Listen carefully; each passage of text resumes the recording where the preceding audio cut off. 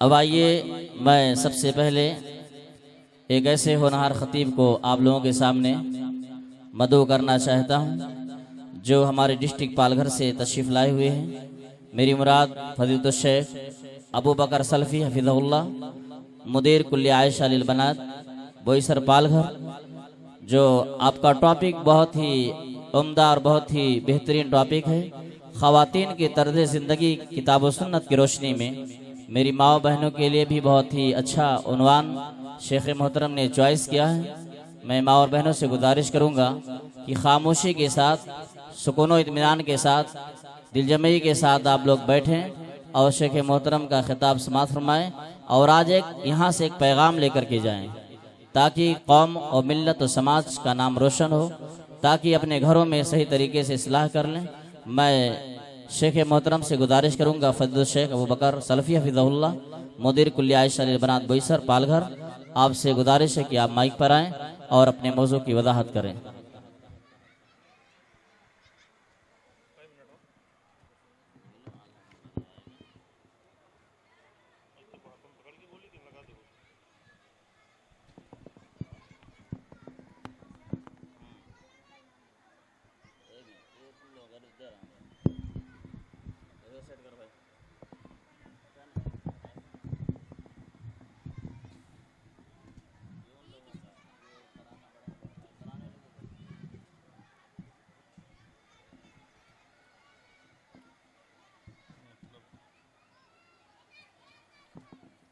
अस्सलामु अलैकुम वरहमतुल्लाहि वबरकातुहू।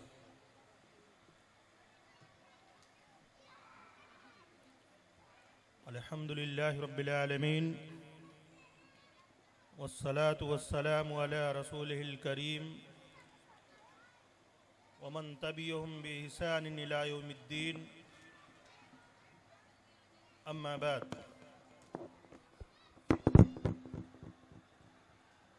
अऊज़ु बिल्लाहि मिनश शैतानिर रजीम, बिस्मिल्लाहिर रहमानिर रहीम। फ़इन आमनू बिमिस्लि मा आमनतुम बिही फ़क़द इह्तदौ व इन तवल्लौ फ़इन्नहुम फ़ी शिक़ाक़ फ़सयक्फ़ीकहुमुल्लाह व हुवस समीउल अलीम।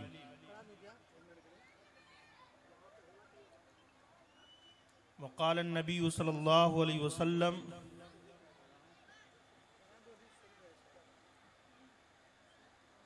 अन आयशा रज़ियल्लाहु ताला अन्हा क़ालत लम्मा अंज़लल्लाह वलियज़रिबना बिख़ुमरिहिन्ना अला जुऊबिहिन्ना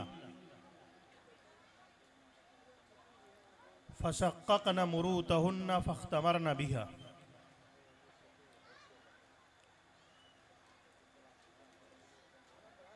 हमारे इंतहाई मुअज़्ज़ज़ व मोहतरम मेहमान खुतबा, ज़ी-वक़ार उलमाए किराम, सामेईन, सामियात, तलबा व तालिबात, उन्वान आपने सुना। अल्लाह ताला ने जिस तरह से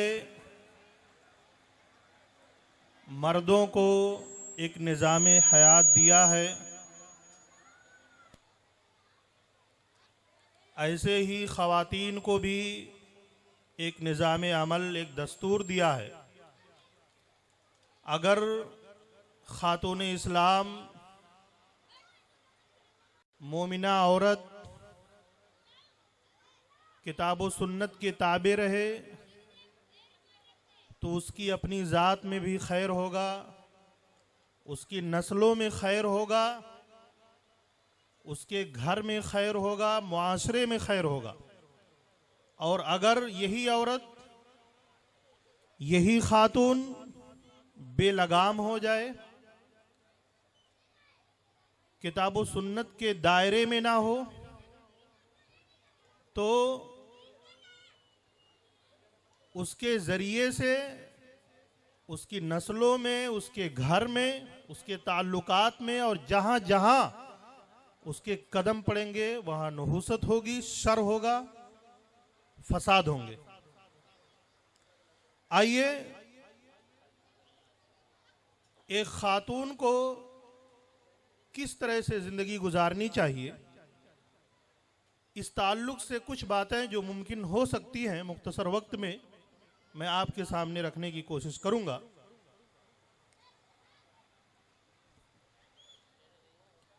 हर खातून को अपने ईमान और अकीदे की हिफाजत लाजमी तौर पर करनी चाहिए। खा वो माँ बाप का घर हो या वो शौहर का घर हो, ईमान और अकीदे से समझौता किसी कीमत पर ना करे, क्योंकि उससे बढ़कर कोई दौलत नहीं। और जो अबदी जिंदगी है, आखिरत की जिंदगी, उसमें कामयाबी के लिए शर्त अव्वल फिरौन की बीवी हजरत आसिया के बारे में आपने सुना होगा। ये वो खातून है जो फिरौन की जोजियत में है, जो एक बड़ा बादशाह, यहां तक कि अपने आप को रब कहलाने वाला था, लेकिन इन्होंने ईमान अख्तियार किया और अपने ईमान की हिफाजत की, परेशानियां झेली, जुल्म सहे, अपनी जान को भी कुर्बान कर दिया, लेकिन ईमान से समझौता नहीं किया। हजरत सुमैया रज़ी अल्लाह ताला अन्हा जान दे दी अपनी, लेकिन अपने ईमान की हिफाजत की, अपने अकीदे की हिफाजत की। सहाबियात की फहरिस्त में आप देखेंगे रज़ी अल्लाहु अन्हुन्ना, कई सहाबियात ऐसी हैं जिन्हें ईमान और अकीदे की हिफाजत के लिए, इस्लाम पर बाकी रहने के लिए घर की कुर्बानी देनी पड़ी, शौहर की कुर्बानी देनी पड़ी, माँ बाप की कुर्बानी देनी पड़ी, औलाद की कुर्बानी देनी पड़ी, लेकिन ये कुर्बानियां उन्होंने दी, अपने ईमान की हिफाजत की, अपने अकीदे की हिफाजत की। इसलिए इससे बढ़कर के कुछ नहीं है। मेरी माँ और बहनों, आप जहां भी हो, जब तक आप जिंदा हो, अपने ईमान और अकीदे की हिफाजत के साथ जिंदा रहो और उसी पे कायम रहो। इबादात का मामला है, फराइज इबादात में कोताही का तस्वुर ही नहीं होना चाहिए। एक मोमिना औरत की जिंदगी में जो फर्ज है वो तो करनी है आपको, नवाफिल में भी बढ़ चढ़कर आप हिस्सा लें, उस पर कायम रहें, उसे अदा करें। सही बुखारी किताबुल जुमा की एक रिवायत है, हजरत अब्दुल्ला इब्न उमर रज़ी अल्लाह ताला अन्हुमा बयान फरमाते हैं कि अन्ना इमरातन ले उमर रज़ी अल्लाह ताला अन्हुमा, हजरत उमर फारूक रज़ी अल्लाह ताला अन्हु की एक बीवी थी जो ईशा और फजर की नमाज में भी बाजमात मस्जिद में आकर अदा करती थी। हालांकि औरतों के ऊपर नमाज तो फर्ज है, लेकिन मस्जिद में आना फर्ज नहीं है। आ सकती है, कोई रोक नहीं सकता उन्हें, लेकिन आ करके पढ़ती थी। तो लोगों ने कहा, लिमा तखरुजीना वक़त तालिमीना अन्ना उमरा इकरहु ज़ालिका युग़ार, कहा आप मस्जिद में क्यों जाती हो, घर पे भी पढ़ सकती हो। आपको मालूम है कि उमर रज़ी अल्लाह ताला अन्हो को गैरत आती है, उन्हें अच्छा नहीं लगता, वो पसंद नहीं करते आपका जाना। तो उन्होंने कहा, फमा यमनाहु यनहानी, तो उमर मुझे रोक क्यों नहीं देते। लोगों ने कहा, वो इसलिए नहीं रोकते हैं क्योंकि अल्लाह के नबी मोहम्मद रसूलुल्लाह सल्लल्लाहु अलैहि वसल्लम ने कहा, ला तमनउ अमा अल्लाह मसाजिद अल्लाह, अल्लाह की बंदियों को मस्जिद में जाने से तुम नहीं रोक सकते हो। गौर करें, ये जो चीजें उनके ऊपर फर्ज नहीं है, मस्जिद में जाना, उस पर इतनी पाबंदी है। और मेरी माँ और बहनों, क्या कभी जिंदगी में ऐसा हुआ है, जरा दिल पे हाथ रख करके सोचना, कि कोई इबादत आप अदा करना चाहती हो और वो इबादत किसी उज्र की बुनियाद पर आपसे छूट रही हो और उस इबादत की मोहब्बत में आपकी आंखों से आंसू निकल आए? ऐसा हुआ है? सुनन अबू दाऊद किताबुल मनासिक की रिवायत है, हजरत आयशा रज़ियल्लाहु ताला अन्हा हज कर रही हैं मोहम्मद रसूलुल्लाह सल्लल्लाहु अलैहि वसल्लम के साथ। निस्वानी उज्र की बुनियाद पर वो नापाक हो गई, ज़ारो क़ितार रो रही हैं। अल्लाह के नबी मोहम्मद रसूलुल्लाह सल्लल्लाहु अलैहि वसल्लम ने कहा कि क्यों रो रही हो मा युबकीक। उन्होंने बताया, अल्लाह के नबी सल्लल्लाहु अलैहि वसल्लम ने कहा, शरई हल उसका है कि खाने काबा के तवाफ के अलावा तुम सब कुछ कर सकती हो। जरा गौर करो कि इबादत से इतनी मोहब्बत थी, इतना लगाव था कि एक उज्र की बुनियाद पर एक इबादत छूट रही है, एक उज्र की बुनियाद पर उसमें खलल आ रहा है तो रो रही हैं ज़ारो क़ितार। और आज कितनी खातून ऐसी हैं जो फराइज नहीं अदा करती हैं बिला उज्र, जो फर्ज इबादतें भी नहीं करती हैं, नाम उनके भी वही होते हैं, आयशा, फातिमा, फला, धमाका। लेकिन मेरी माँ और बहनों, इबादत की मोहब्बत आपके दिल के अंदर इस तरह से होनी चाहिए। और जहां भी आप रहें, जिस जगह भी आप जिंदगी गुजारें, अम्र बिल मारूफ और नही अनिल मुनकर का फरीजा अंजाम दें, भलाई का हुक्म दें, बुराई से रोकें। जिन पर भी आपको दस्तरस हासिल है, जिनकी आप मुआखजा कर सकती हैं, जो आपके ताबे हैं, चाहे वो आपकी बेटी हो, आपका बेटा हो, आपकी वालिदा हो घर में, आपकी बहनें हो, आपके भाई हो, अगर कुछ ऐसे अमल वो कर रहे हैं जो शरीयत के खिलाफ हैं, तो आप हत्तल मकदूर उन्हें रोकें और उन्हें भलाई का हुक्म दें। एक खातून, एक मोमिना खातून की तर्ज जिंदगी इस तरह से होनी चाहिए। मुअत्ता इमाम मालिक की एक रिवायत है कि हफ्सा बिनते अब्दुर्रहमान रज़ियल्लाहु ताला अन्हा, हफ्सा बिनते अब्दुर्रहमान ये दखलत अला आयशा रज़ियल्लाहु ताला अन्हा, आयशा रज़ियल्लाहु ताला अन्हा के पास गई, जो उनके भाई की बेटी। व अला हफ्सता खिमारुन रकीक, और हफ्सा रज़ियल्लाहु ताला अन्हा के ऊपर एक बारीक दुपट्टा था, एक बारीक दुपट्टा था। दुपट्टा वो ओढ़ी थी, बच्ची थी, लेकिन दुपट्टा वो बारीक था जिससे सर के बाल नजर आते थे। तो क्या हुआ, फशक़क़तहु आयशा रज़ियल्लाहु ताला अन्हा, आयशा रज़ियल्लाहु ताला अन्हा ने उस दुपट्टे को फाड़ दिया। सिर्फ ये नहीं कहा कि तुम्हें बारीक दुपट्टा नहीं ओढ़ना चाहिए, तुम्हें मोटा दुपट्टा ओढ़ना चाहिए, सिर्फ हुक्म नहीं दिया, फाड़ दिया उसे। वह कसाहा खिमारन कसीफा, और उन्हें एक मोटा दुपट्टा ओढ़ाया। गौर करें आप, आज ये मामला है भलाई का हुक्म देना।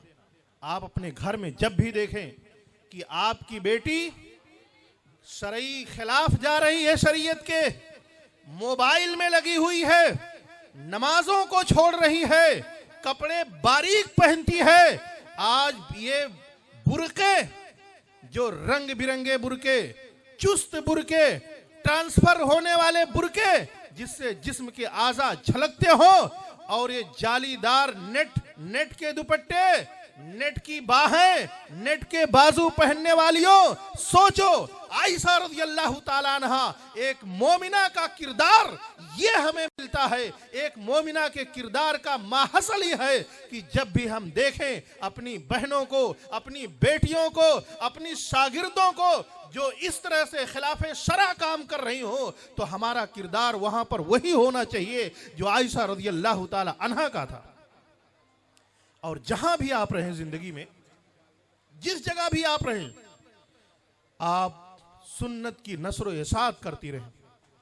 हर मौके पर, खुशी का मौका हो, गमी का मौका हो, शादी ब्याह का मौका हो, क्लासरूम हो, खाने की जगह हो, सैरो तफरीह की जगह हो, आपको हमेशा सुन्नत की नशर इशाअत में लगे रहना है। एक खातून की जिंदगी इस तरह होनी चाहिए। आइए देखते हैं हजरत ज़ैनब रज़ियल्लाहु ताला अन्हा को, सुनन अबू दाऊद की रिवायत है, उनके भाई की वफात हो गई। भाई की वफात हो गई और भाई की वफात हुए 3 दिन बीत चुके थे। 3 दिन के बाद कुछ खातून उनके यहाँ आती हैं ताज़ियत के लिए, तसल्ली के लिए कि इनके भाई की वफात हो गई है, चलो मुलाकात कर लेते हैं, तसल्ली दे देते हैं। जब इन्होंने देखा कि कुछ औरतें हमसे मिलने आई हैं तो खुशबू मंगाया, इन्होंने लगाया, ज़ेबो ज़ीनत अख्तियार किया और उसके बाद में उन खातून से जो मिलने आई थी उनसे कहा मुझे ज़ेबो ज़ीनत की कोई ज़रूरत नहीं थी, मुझे खुशबू लगाने की ज़रूरत नहीं थी, मैंने इसलिए लगाया कि मैं तुम्हें बता सकूं, तुम्हें समझा सकूं।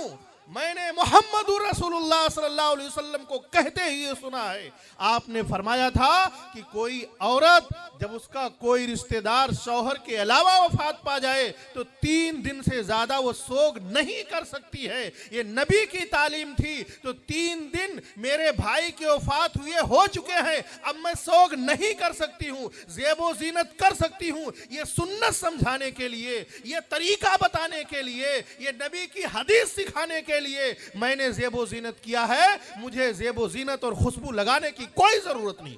ये गमी का मौका था। इसलिए जिंदगी में एक खातून की जिंदगी इस तरह से होनी चाहिए कि वो जहां भी रहे सुन्नत की नशर इशाअत में लगी रहे, जो मौका मिले नबी का तरीका बताए, नबी की हदीस बताए, नबी का पैगाम पहुंचाए, नबी सल्लल्लाहु अलैहि वसल्लम के तरीके पर चलने की हिदायत करे, लोगों को बताए।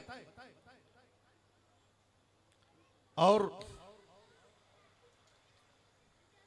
पर्दे का मामला देख लीजिए, जदीदियत में मत जाइए, बहुत मॉडर्न हो गए आप तो शरीयत को खा जाएंगे, बिल्कुल नहीं। शरीयत जो है वो है।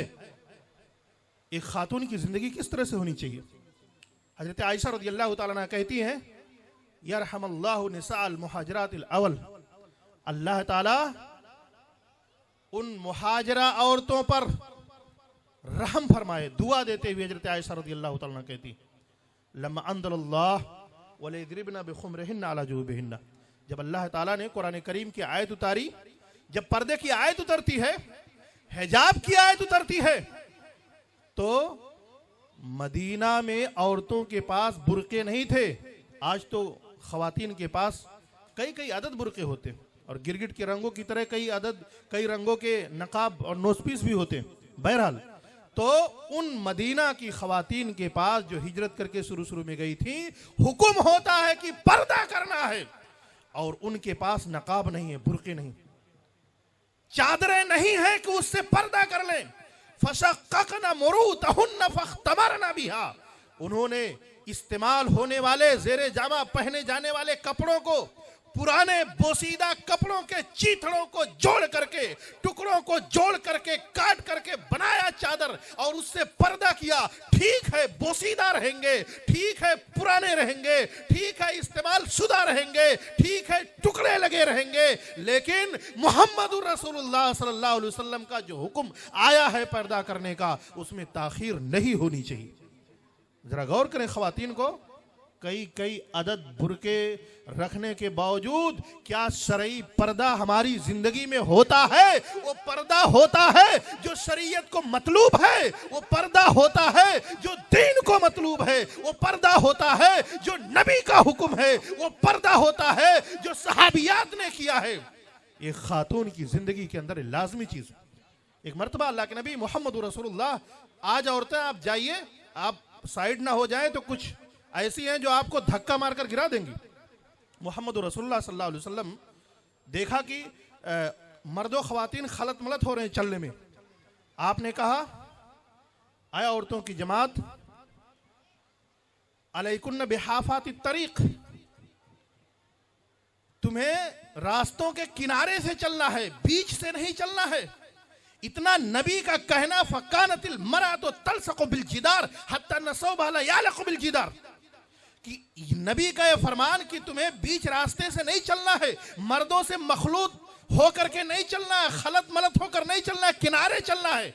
औरतें दीवार से चिमट कर चलती थी, इस तरह से दीवार से लग कर चलती थी, मर्दों से अलग थलग कि उनके कपड़े दीवार में फंस जाते थे, कपड़े दीवार में लग जाते थे। एक खातून का किरदार अपनी जिंदगी के अंदर इस तरह से होना चाहिए। और आइए आगे, जब कभी जिंदगी के अंदर खर्च करने की बात आ जाए, अल्लाह की राह में देने की बात आ जाए, तो फराइज जो सदकात हैं आपके रूपों पर, आपके ज़ेवरात पर, उसके अलावा नफली सदकात और खैरात भी करनी चाहिए। अल्लाह के नबी मोहम्मद रसूलुल्लाह सल्लल्लाहु अलैहि वसल्लम ईद के दिन मस्जिद में, ईदगाह में ख़वातीन के पास आते हैं। हदीस में फ़वाअदहुन्ना, आप उन्हें वाज़ो नसीहत करते हैं, उन्हें आप समझाते हैं, खुतबा देते हैं। व अमरहुन्न बिस्सदक़ा, और सदके का हुक्म देते हैं अल्लाह के नबी सल्लल्लाहु अलैहि वसल्लम। जब नबी ने कहा औरतों की जमात सदका करो, फ़कानतिल मरअतु, तो औरत वहां पर वो निकाल निकाल कर अपनी बालियां, अपनी ज़ेवरात और सोने की चीजें जो पहन रखी थी, वो निकाल निकाल कर हजरत बिलाल रज़ी अल्लाह ताला अन्हु फैलाए हुए थे चादर, उसमें डालते थे। आप बताएं, अपनी जिंदगी में जो खवातीन बैठी हैं, आपने कभी इस तरह जरूरत पड़ी है कि कहीं मस्जिदों की तामीर हो रही है, कहीं दीन का काम हो रहा है, बहुत मौके आए होंगे, ईद की नमाज आपने पढ़ी होगी, ऐलान हुआ होगा, कुछ निकाल के दिया आपने? नहीं दिया। एक खातून की तर्ज जिंदगी वो होनी चाहिए। कुछ तो इतनी बखील होती है, इतनी कंजूस होती है कि शौहर कभी देता भी है तो कहता भाई मेरे घर तक बात नहीं पहुंचनी चाहिए। अरे भाई ये दबंगई है। अल्लाह की राह में हजरत अबू दहदा और उम्मे दहदा का वो वाकया जो हदीस के अंदर मौजूद है, अल्लाह के नबी मोहम्मद रसूलुल्लाह सल्लल्लाहु अलैहि वसल्लम, एक खजूर का पेड़ था और नबी सल्लल्लाहु अलैहि वसल्लम की ज़बान मुबारक से सुन लेते हैं अबू दहदा कि इस पेड़ के बदले में जन्नत में खजूर का एक पेड़ मिलेगा। अबू दहदा उस पेड़ के मालिक के पीछे पड़ गए कि वो पेड़ मैं ले लूं और नबी के हवाले करके जन्नत में एक पेड़ ले लूं। पेड़ का मालिक देने के लिए तैयार नहीं था, बहुत ऑफर दिए। आखिर में कहा कि मेरा खजूरों का एक बगीचा है, उस बगीचे में उनका घर भी था, उसमें बीवी बच्चों के साथ रहते थे। कहा वो ले लो, वो पेड़ मुझे दे दो। तैयार हो गया, वो पेड़ ले लिए और नबी के पास आके कहा अल्लाह के रसूल सल्लल्लाहु अलैहि वसल्लम, वो पेड़ मेरा है, अब आप जहां चाहिए उसे इस्तेमाल कीजिए, मुझे उसके बदले में जन्नत में खजूर का एक पेड़ चाहिए। और नबी के पास से गुजर, नबी सल्लल्लाहु अलैहि वसल्लम ने कहा कि अबू दहदा के लिए जन्नत में खजूरों के खोसे लटक रहे। जब गए अपने बीवी बच्चों के पास तो उस बगीचे में दाखिल नहीं हुए, बाहर से आवाज दे रहे हैं, गौर करना मेरी माँ और बहनों। कहा उखरुजी मिनल हाइती या उम्म दहदा, ऐ उम्मे दहदा बगीचे से निकल आओ, आ जाओ बच्चों को लेकर के बाहर।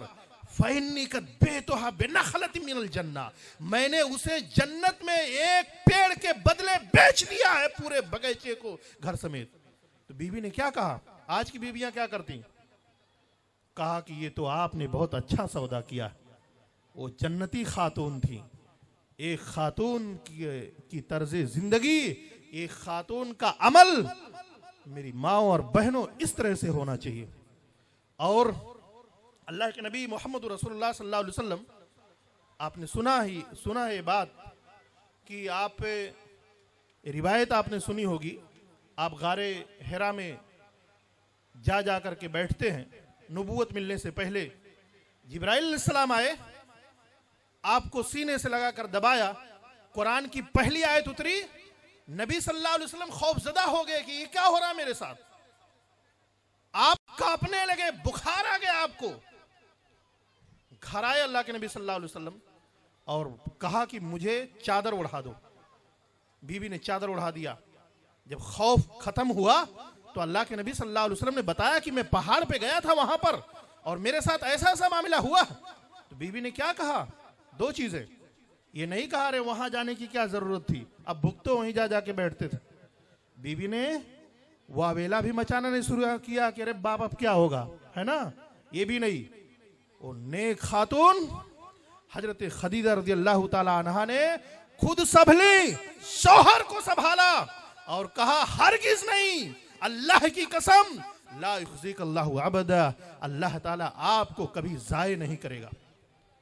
यहां एक सबक मिलती है मेरी माँ और बहनों कि जिंदगी में कभी कोई मुसीबत आ जाए शौहर पर, शौहर के किसी फैसले की बुनियाद पर कुछ बड़ा नुकसान हो जाए आपकी जिंदगी के अंदर, शौहर के किसी फैसले की वजह से कुछ ज्यादा उलटफेर हो जाए आपकी जिंदगी में, चाहे वो तिजारत के मुतालिक हो, चाहे बच्चों के निकाह के मुतालिक हो, चाहे किसी और बंटवारे के मुतालिक हो, शौहर ने फैसला किया और उससे बजाहिर आपका कोई बड़ा नुकसान हो गया हकीकत में, तो ऐसी सूरत में आपका काम क्या है कि शौहर का जीना हराम कर दे?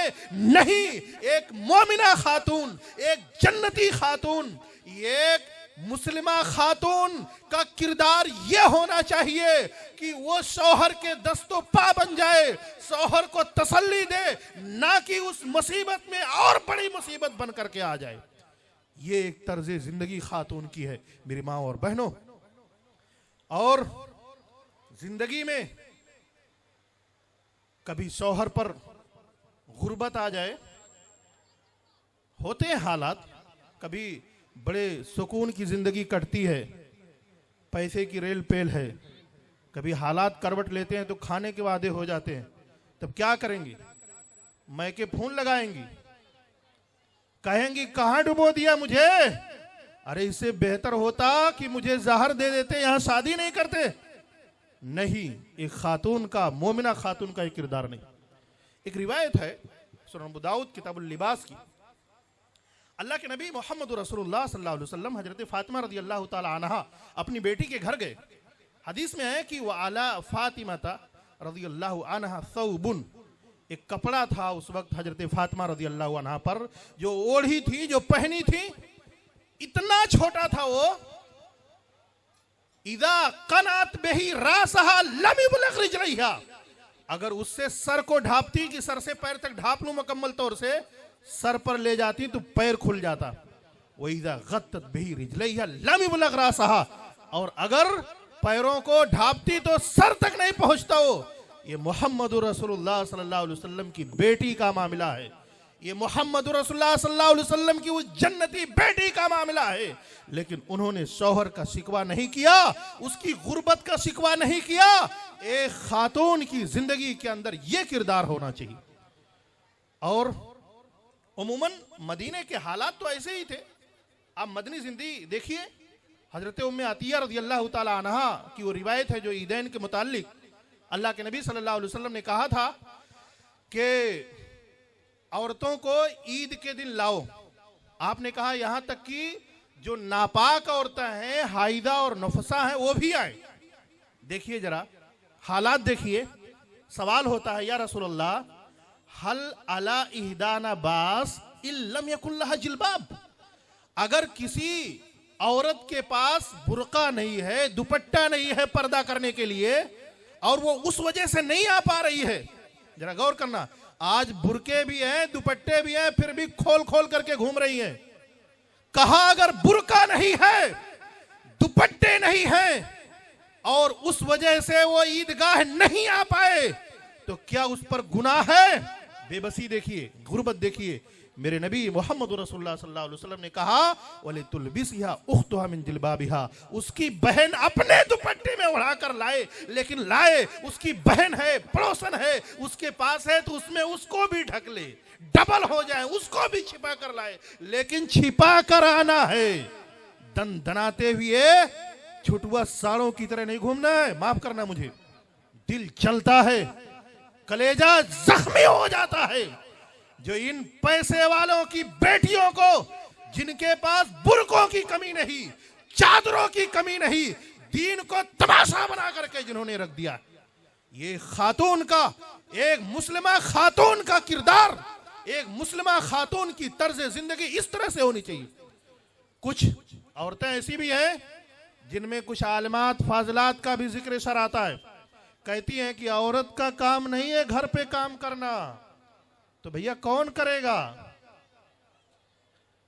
हजरत फातिमा रज़ियल्लाहु ताला अन्हा कहती हैं अन्ना फातिमा इश्तकत माँ तुल्क़ी मिनर रहा मिम्मा ततहन। हजरत फातिमा घर में चक्की पीसती थी, हाथों में छाले पड़ गए थे, उन्होंने मोहम्मद रसूलुल्लाह सल्लल्लाहु अलैहि वसल्लम को दिखाया। वो अमीर जादी थी, वो जन्नती खातून थी। हजरत जुबैर रज़ियल्लाहु ताला अन्हो की बीवी आसमा, सही मुस्लिम किताबुल आदाब की रिवायत है, वो कहती हैं कि मैं 3.25 मील दूर से रोज आना अपने शौहर के जानवरों के लिए चारा अपने सर पर रख करके लाती थी। मैं घर में चारा देती, मैं घर का काम करती, मैं खाना बनाती, डोल से पानी निकालती, पानी लेकर के आती। कहां ले जाएंगी इन रिवायतों को? आपके अब्बू के घर पे कितने बीघे पुदीने बोए हुए हैं, इससे कतई नजर आपके शौहर के हालात क्या है, उसकी गुर्बत क्या है, उसकी अमीरी क्या है, आपकी जिंदगी उसी के मुताबिक गुजारनी होगी। ये एक मोमिना का काम है, ये एक सालिहा का काम है, ये एक जन्नती खातून का काम है, ये एक नेक औरत का काम है। और अगर उसके बरखिलाफ हमारा काम ये नहीं, हमारा काम वो नहीं है, या ऐसी नाफरमान औरत जन्नत की खुशबू भी पाने वाली नहीं। और शौहरों के सुकून को बर्बाद नहीं करना है। हमारा वक्त हो गया, आखिरी बात मैं कहूं आपसे, आज औरतें थोड़ी सी बात हो जाए, घर पे शौहर बेचारा बाहर निकल गया काम करने, वहां वो परेशान हो रहा है, वहां वो खून पसीने बहा रहा है, आपके लिए, आपके बच्चों के लिए मेहनत व मशक्कत कर रहा है, रोजी रोटी के चक्कर में है। कुछ यहां अनबन हो गई, कहा सुनी हो गई ननद से, सास से, तो फौरन तो फोन चला, अरे कहां है, तो जल्दी आ, तू पहुंच। और अगर ये नहीं होता है उसका सुकून बर्बाद करने में, वो मेहनत करके शाम को लौटा, देखता है यहाँ मुंह कुप्पा की तरह फूला हुआ है, कह रहा है कुछ तो हो रहा है कुछ। एक रिवायत शौहर के सुकून को कैसे बरकरार रखना, हदीस सुनिए। एक अबू तलहा रज़ियल्लाहु ताला अन्हु का लड़का बीमार था और उस वक्त वो चले गए घर से बाहर अपने काम काज को देखने के लिए। वापस लौटने से पहले बच्ची की वफात हो गई। देखिए एक खातून का किरदार, शौहर को आराम देने, उसके सुकून का ख्याल रखने के लिए मिसाल देखिए। बच्चा फौत हो गया, जब शाम को बाहर से तप करके आए, लड़ भिड़ कर दुनिया से आए, थके मादे आए, तो बीवी ने, देखिए पहले आदमी पूछता है, आकर के पूछा बच्चे का हाल क्या है। उन्होंने कहा कि वो पहले से ज्यादा पुरसुकून, पहले से ज्यादा पुरसुकून है। जाहिर सी बात है कि जब आप सांस टूट गई है, रूह परवास कर गई है, तो जो तकलीफें थी उसे, बुखार से और तमाम चीजों से उससे निजात मिली। कहा वो पहले से ज्यादा पुरसुकून है। शौहर समझे कि शायद तबीयत ठीक हो गई, शौहर को खाना दिया, अभी नहीं बताया, शौहर के आराम का ख्याल रखा, शौहर लेटे, हम बिस्तरी भी किए बीवी से। उसके बाद में कहती है कि मेरे शौहर जरा ये बताओ कि अगर कोई अमानत आपके पास रख दे कि मेरा सामान रखे रहो, मैं लेने आऊंगा, फिर आके मांग ले, तो आपको तकलीफ होगी? कहा नहीं। कहा वो बेटा अल्लाह की अमानत था, अल्लाह ने उठा लिया। शौहर गुस्सा हुए थोड़ी देर के लिए। ये होता है मेरे भाइयों और दोस्तों, ये मेरी माओ और बहनों, बड़ी से बड़ी मुसीबत आ जाए, जिंदगी में बड़ी से बड़ी तकलीफ आ जाए, लेकिन शौहर के सुकून को बर्बाद मत करो, गारत मत करो, उसे हिकमत के साथ, मसलहत के साथ, वक्त का लिहाज करते हुए उसे डील करो। एक खातून की जिंदगी के अंदर ये जरूरी चीजें हैं। मेरा वक्त हो गया है, मैं ज्यादा वक्त नहीं लूंगा। मैं दुआ करता हूँ बारे इलाहा, जो कुछ टूटी फूटी बातें मैंने कही हैं, रब्बुल आलमीन हम सबको उस पर अमल करने की तौफीक अता फरमाए। रब्बना तक़ब्बल मिन्ना इन्नका अंतस समीउल अलीम व तुब अलैना इन्नका अंतत तव्वाबुर रहीम व आखिरु दअवाना अल्हम्दुलिल्लाहि रब्बिल आलमीन। अस्सलामु अलैकुम व रहमतुल्लाहि व बरकातुहू।